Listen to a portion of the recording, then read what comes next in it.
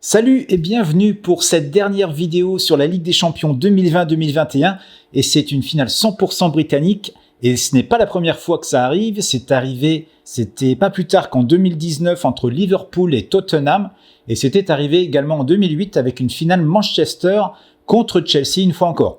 Alors avant de commencer, il y a deux éléments importants à prendre en compte. Le premier, c'est que la finale devait se dérouler en Turquie à Istanbul et que pour des raisons sanitaires, elle a été déplacée à Porto au Portugal. Et la seconde information importante, c'est qu'il y aura des spectateurs dans un nombre limité certes, mais a priori, on est parti sur environ 6000 supporters pour chacun des clubs. Donc les choses commencent à rentrer dans l'ordre et c'est tant mieux, puisque je vous rappelle que dans quelques semaines, c'est le début de l'Euro. Alors juste avant de passer à l'analyse de cette finale, je vous rappelle que je ne donne pas que des pronostics sur YouTube, mais également tous les week-ends par email et cela de manière complètement gratuite. Pour les recevoir, c'est très simple. Il vous suffit de cliquer sur le lien pronostic offert qui se trouve juste en description de cette vidéo. L'analyse, c'est tout de suite.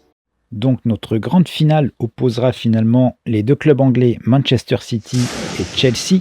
Manchester City n'a aucun absent à signaler et Chelsea en aura très peu de son côté. N'Golo Kanté, qui était blessé, devrait être disponible puisqu'il s'est entraîné mercredi dernier. Et le premier gardien, Mendy, blessé aux côtes lors du dernier match, pourrait être présent également puisqu'il a pris part également à l'entraînement de mercredi dernier. Alors Manchester City, qui a gagné facilement le titre avec 12 points d'avance, s'est un petit peu relâché sur certains matchs et s'est permis de faire reposer quelques joueurs, puisqu'il n'a pas été le cas de Chelsea, qui conserve une 4e place synonyme de qualification pour la prochaine Ligue des Champions. Mais c'est pas vraiment grâce à eux, c'est surtout grâce à Tottenham qui est allé battre Leicester dans les toutes dernières minutes, ce qui a sauvé Chelsea.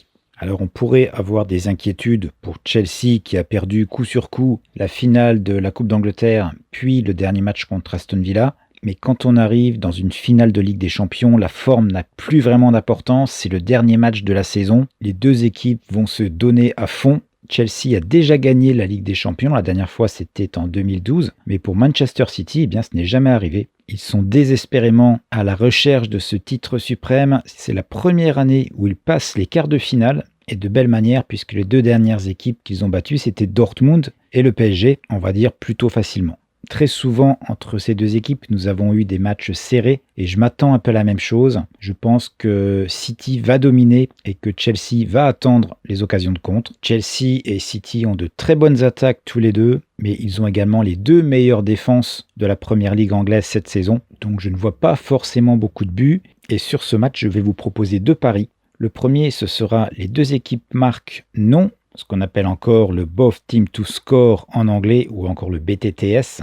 Nous avons une cote de 1,84 sur Betfair, ce qui est plutôt pas mal. Et puis pour ceux qui veulent parier sur le résultat du match, alors certes je vois Manchester City s'imposer pour le trophée, mais je ne vois pas forcément une victoire dans le temps réglementaire. Donc je vais tenter le match nul à la fin du temps réglementaire, rembourser 6 victoires de Manchester City. C'est un pari que je place manuellement en 2 fois, c'est-à-dire que je vais placer un pari sur la victoire de City et sur le match nul. Et pour répartir mes mises de manière à ne pas perdre si Manchester City gagne, eh bien c'est très simple. Admettons que vous ayez une mise de 100 €. Il vous faut diviser cette mise de 100 € par la cote de la victoire de City à 1,96 ici, ce qui vous donnera le montant à mettre sur la victoire de City. Vous déduisez ce montant des 100 € de départ et ça vous donnera le montant de la mise à placer sur le match nul ici à 3,55.